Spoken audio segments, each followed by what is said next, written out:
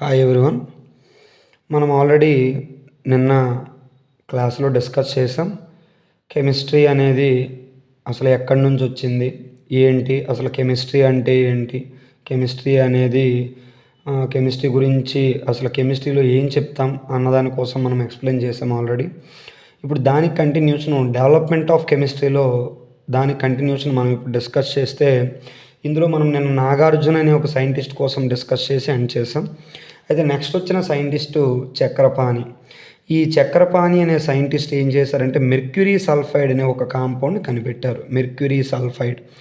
ఈ మెర్క్యూరీ సల్ఫైడ్ని కనిపెట్టి, అయితే ఈ మెర్క్యూరీ సల్ఫైడ్ని కనిపెట్టడం వల్ల ఆయనకి మరొక క్రెడిట్ వచ్చింది. ఏంటో క్రెడిట్ అంటే సోప్స్ అంటే సబ్బులు ఉన్నాయి కదా, సబ్బుల్ని మనకి తయారు చేసేటువంటి క్రెడిట్ కూడా ఈ చక్రపాణి గారికి వచ్చింది అప్పట్లో.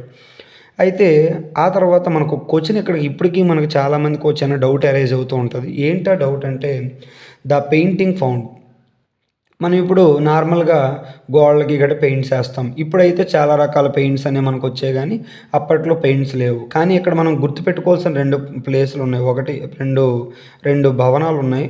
ఆ రెండు భవనాలు ఏంటంటే అజంతా అండ్ ఎల్లోరా. ఈ రెండు బిల్డింగ్స్ కూడా మనకు పెయింట్ వేశారు. పెయింట్ వేసి అయితే ఇక్కడ అందులో సార్ దానికేముంది సార్, గోడలకు పెయింట్ వేయడం దానికి పెద్ద వింత ఏముంది అంటే అది కాదు. పురాతన కాలంలో ఉన్న అజంతా ఎల్లోరాకి పెయింట్ వేస్తే ఎప్పటికీ కూడా నవ్వేడేస్ ఇప్పటికి కూడా అదే షైన్ ఇస్తున్నాయట ఈ అజంతా అండ్ ఎల్లోరా వాల్స్. ఎందుకు ఇస్తున్నాయట? Which looks fresh even after ages. ఎన్ని సంవత్సరాలు జరిగినా అదే ఫ్రెష్ నేచర్ వస్తుందట. ఎందుకంట high level of science is achieved in India. అప్పుడు ఏం చేశారు, సైన్స్ ఇండియాలో హై లెవెల్ ఆఫ్ సైన్స్ అంటే ఎక్కువ సైన్స్ అనేది అప్పటి నుంచి ప్రొడ్యూస్ అయింది. యాక్చువల్గా ఏంటది అంటే వరాహమిహిర్స్ బృహత్ సమిత అంటే ఏంటి సార్ ఇది ఒక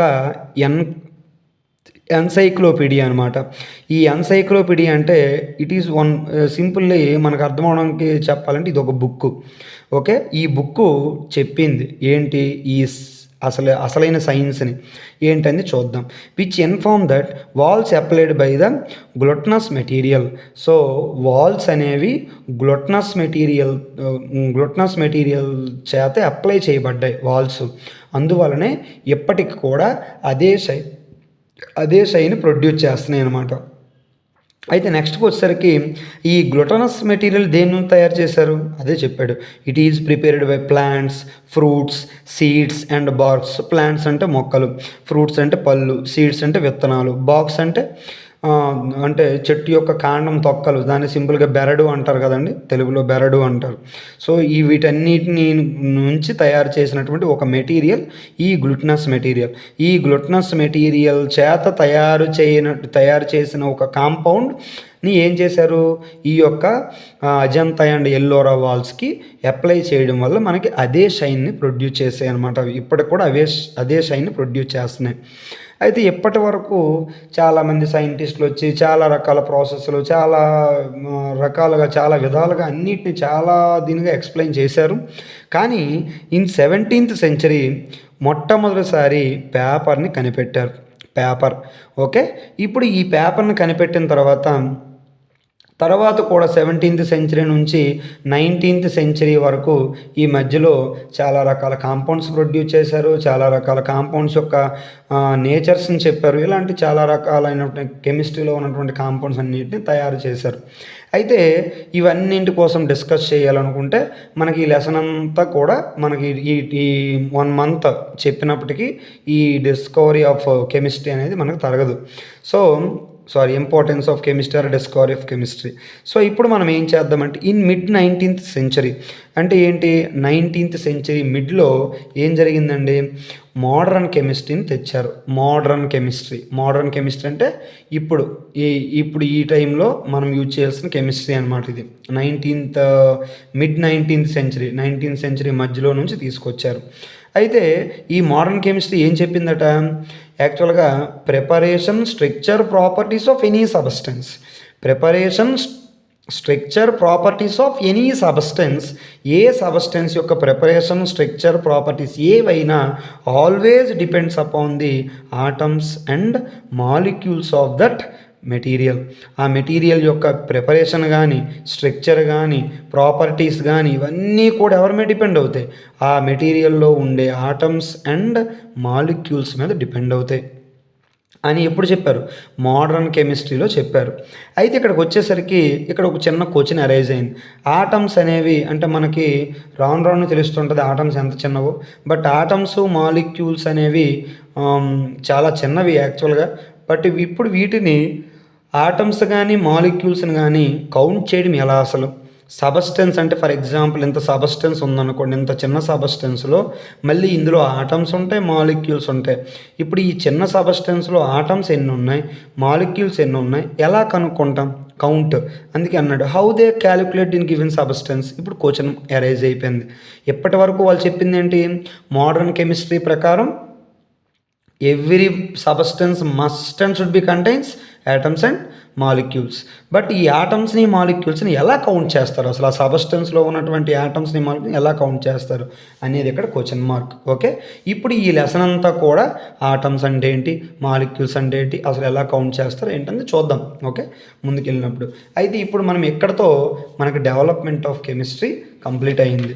ఇప్పుడు ఇంపార్టెన్స్ ఆఫ్ కెమిస్ట్రీని చూస్తే మీరు కెమిస్ట్రీ యొక్క ఇంపార్టెన్స్ అనేసరికి మనం నార్మల్గా కెమిస్ట్రీ ఇంపార్టెన్స్ మనం కేవలం ఒక సబ్జెక్టుగా కాకుండా ఒక 8 మార్క్స్ 4 మార్క్స్ 2 మార్క్స్ 1 మార్క్ అని కాకుండా కొద్దిగా మనం ఇంకా కొద్ది డెప్త్కి వెళ్తే కెమిస్ట్రీ యొక్క importance, principles of chemistry are applicable in weather patterns అంటే మనం ఇప్పటికీ చెప్తూ ఉంటాం రేపు సాయంత్రం 6 గంటలకు భూకంపం వచ్చేస్తుంది, లేదా ఎల్లుండి సాయంత్రం 6 గంటలకి ఏదో తుఫాన్ వస్తుంది. ఇలా మనం కొన్ని అంటే నెక్స్ట్ ఫ్యూచర్ని కూడా మనం చెప్పేస్తున్నాం కదండి. సో ఆ వెదర్ ప్యాటర్న్స్ చెప్పడానికి కూడా కెమిస్ట్రీ ప్రిన్సిపల్స్ యూజ్ అవుతాయి. అలాగే ఫంక్షనింగ్ ఆఫ్ బ్రెయిన్ అంటే బ్రెయిన్ ఎలా పనిచేస్తుంది అనేది, అండ్ ఆపరేషన్ ఆఫ్ కంప్యూటర్ని ఆపరేషన్ చేయడానికి. Okay, production of chemical industry నుంచి ప్రొడక్షన్ కెమికల్స్ రావడానికి. అలాగే మ్యానుఫ్యాక్చరింగ్ ఫెర్టిలైజర్స్ అంటే ఈ ఫెర్టిలైజర్స్ అన్నిటినీ క్రిమిసంహారకాలు అంటారు కదా, ఆ ఫెర్టిలైజర్స్ అన్నిటినీ ఎలా తయారు చేస్తారు. ఆల్కలీస్ అంటే బేసెస్ సింపుల్గా. అలాగే acids, salts, dyes, polymers, drugs, soaps, detergents, metals, alloys, ఇలా చాలా ఇంక ఇవన్నీ చెప్పుకుంటూ పోతే చాలా ఉంటాయి. సో వీటన్నిటిని తయారు చేయడానికి వీటన్నిటి యొక్క ప్రిపరేషన్, స్ట్రక్చర్స్, ప్రాపర్టీస్ ఇవన్నిటిని కూడా చెప్పినది ఏకైక సబ్జెక్ట్ కెమిస్ట్రీ. ఓకే, అయితే ఇక్కడికి వచ్చేసరికి chemistry provides methods for the isolation of life saving drugs. అలాగే ఏం చెప్పింది, మనము అంటే డేంజర్ జోన్లో, ఐసోలేషన్ జోన్లో ఉన్న అంటే అంత డేంజర్ జోన్లో ఉన్నప్పుడు కూడా మనం ఎలాంటి డ్రగ్స్ వాడితే మనం బ్రతకొచ్చు అన్న విషయాన్ని కూడా కెమిస్ట్రీ చెప్పింది అనమాట.